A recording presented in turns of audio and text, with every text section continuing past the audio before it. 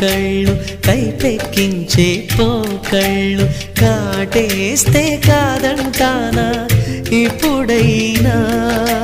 వయసేమైనా సొగసేమైనా మరపించే మనసేమైనా నవ్వు నవరాత్రి నీ కోసం తీసుకువస్తున్నా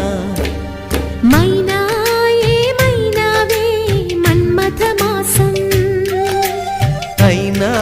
ఎంతైనా ఇది మెత్తని మోసం